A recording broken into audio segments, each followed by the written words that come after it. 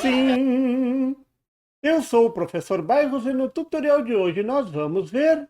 Nessa série eu vou abordar de forma rápida, leve e rasteira as diversas possibilidades para a construção de uma fonte de alimentação. Vou analisar as topologias mais usadas quanto à isolação, rendimento, interferência eletromagnética, a famosa e temida EMI, dissipação de calor e vou tentar comparar as diversas topologias, mas tudo de forma simplificada, mostrando os conceitos. Vamos lá?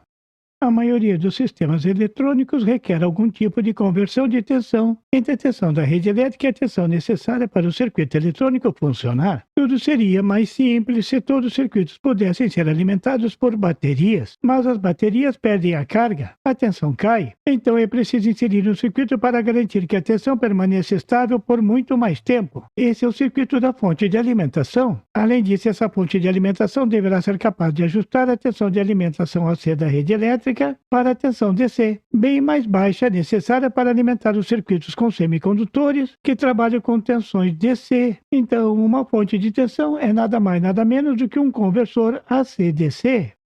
Uma solução simples e viável para muitas aplicações é o retificador da figura. Um transformador irá reduzir a tensão AC. O circuito em ponte com os diodos servirá para retificar a tensão AC, transformando em DC. E o capacitor servirá como um filtro limpando a tensão pulsante resultante do retificador. Existe uma forma mais simples de montar esse circuito retificador. É o circuito com um diodo retificador. Esse retificador é chamado de meia onda. Só metade da tensão alternada na saída do transformador aparecerá sobre o capacitor de filtro. Com isso, o capacitor terá muito trabalho para transformar essa tensão AC em DC. Esse tipo de retificador é reservado para aplicações simples de baixa potência.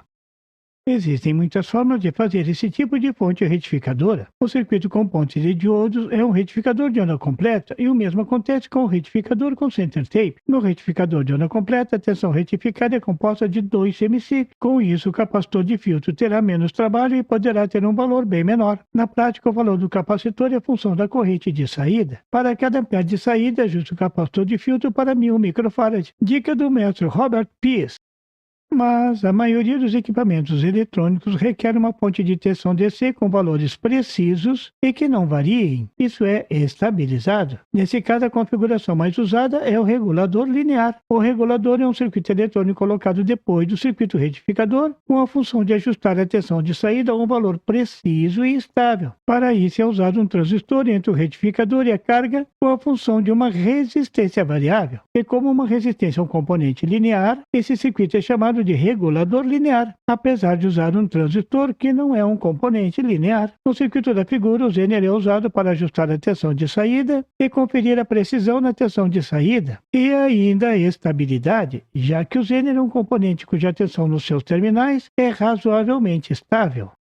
Os reguladores lineares mais modernos usam circuitos integrados para a função. Esses circuitos garantem uma performance muito alta graças a sofisticados circuitos internos e alguns possuem até ajuste de tensão de saída, o que torna esse tipo de componente muito versátil.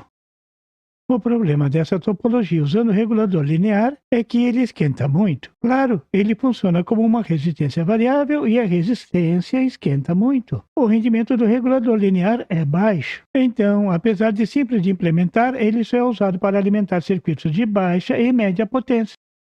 Para evitar as desvantagens de uma fonte de alimentação com regulador linear, foram inventadas as fontes de alimentação chaveadas. O truque aqui é muito simples. Elas não dependem da tensão AC de 50 ou 60 Hz da rede. As fontes chaveadas pegam a tensão AC da rede, retificam de forma simples e então voltam a gerar eletronicamente uma tensão AC de frequência muito mais alta. Com isso, o transformador pode ser muito menor. Sim, o tamanho do transformador depende da frequência da tensão aplicada nesse transformador.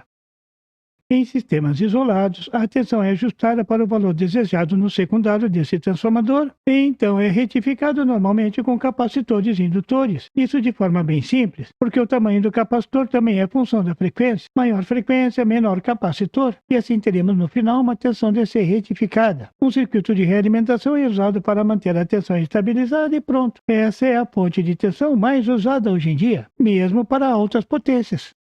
O uso do transformador retificador na fonte linear e na fonte chaveada tem uma função importante: isolar os circuitos DC da tensão AC da rede de alimentação. Mas se essa não é uma questão importante, então existem fontes chaveadas mais simples, que não usam transformador e sim um indutor para ajustar a tensão de saída. Como esse tipo de circuito não tem isolação, ele será usado para ajustar o nível de uma fonte DC de entrada para outro nível de tensão DC de saída, funcionando como uma espécie de transformador de corrente contínua. A fonte chaveada não isolada pode tanto aumentar como diminuir a tensão de entrada. A fonte Buck serve para diminuir a tensão DC de entrada. É muito usada para gerar tensões menores ao longo de diversos pontos de um circuito complexo. Uma das aplicações mais comuns é gerar a tensão de alimentação para os modernos microcontroladores alimentados com tensões de 3,3 volts. O funcionamento da fonte Buck é baseado no circuito da figura, onde o aço do circuito é um indutor L, que serve como um armazenador de energia elétrica na forma de um campo magnético. As chaves no circuito são implementadas na prática por transistores, que funcionam como chave. Daí vem o nome desse tipo de fonte, chaveada. Quando a chave 1 é fechada, a corrente circula pelo indutor e insere com a carga. A corrente ao circular pelo indutor gera uma queda de tensão nesse indutor. Essa será uma tensão a ser descontada da tensão de entrada. É controlando essa tensão sobre o indutor que a fonte Buck consegue controlar a tensão na saída. Esse é o tempo ou ciclo de carga do indutor. Antes que a corrente alcance a saturação do indutor, a chave 1 é desligada e a chave 2 é ligada, descarregando o indutor. Mas a corrente de descarga continua a circular pelo indutor. Agora a tensão acumulada no indutor é aplicada na carga. O capacitor na saída tem a função de filtrar a variação da tensão na carga. E a tensão de saída será a média entre o ciclo de carga e descarga. Ao final do ciclo de carga, o ciclo se repete, mantendo o ciclo de carga e descarga no indutor, que mantém a tensão na carga. Esse tipo de fonte pode ajustar com precisão a tensão na carga, ajustando o tempo de carga e descarga de cada ciclo. Então, o circuito completo é composto por um elo de realimentação para manter a tensão na saída estabilizada. Como as frequências usadas são muito altas, tanto os indutores como os capacitores podem ser bem pequenos, e o rendimento é muito alto. Os transistores de chaveamento trabalham saturado ou cortado, não perdem energia na forma de calor. Por outro lado, as formas de ondas quadradas criadas no ciclo de carga e descarga são fontes de interferências eletromagnéticas. Esse é um dos principais problemas das fontes chaveadas. Note que a tensão de saída será sempre menor do que a tensão de entrada. Essa é uma configuração que rebaixa a tensão de entrada. É uma fonte step-down. A fonte boost é mostrada na figura. Note que aqui as chaves estão posicionadas de forma diferentes, mas o indutor continua em série com a carga. Nesse circuito, quando a chave 1 é ligada, ela carrega o indutor que no final do ciclo de carga apresenta uma tensão entre os seus terminais. No ciclo de descarga, a chave 1 desliga e a chave 2 liga. Agora a corrente circula pelo indutor e pela carga, mas agora a carga vai receber a soma das tensões, a tensão da fonte mais a tensão do indutor, e teremos na carga uma tensão maior do que a tensão da fonte DC de entrada. Esse é um circuito step-up. O capacitor é um filtro. Aqui a tensão de saída é função do tempo de carga do indutor mais a tensão de entrada. Essa é a terceira topologia. Aqui a tensão de saída tem a polaridade invertida em relação à tensão de entrada e poderá gerar tensões na saída maiores ou menores do que a tensão de entrada. Por exemplo, uma tensão de entrada de menos 12 volts pode ser gerada na saída tensões de 5 volts a 24 volts. Tudo vai ser função da forma de ligar o terra na saída do circuito. Claro que mais tarde eu vou tratar dos detalhes desse circuito. Aqui quero deixar que essa é uma topologia possível e muito usada. A grande vantagem é que simplesmente alterando a posição do terra, é possível com um único CI ter um conversor buck ou bust. A grande desvantagem é o ruído elétrico gerado. Essa é uma topologia muito ruidosa. Sempre vai precisar de filtros adicionais.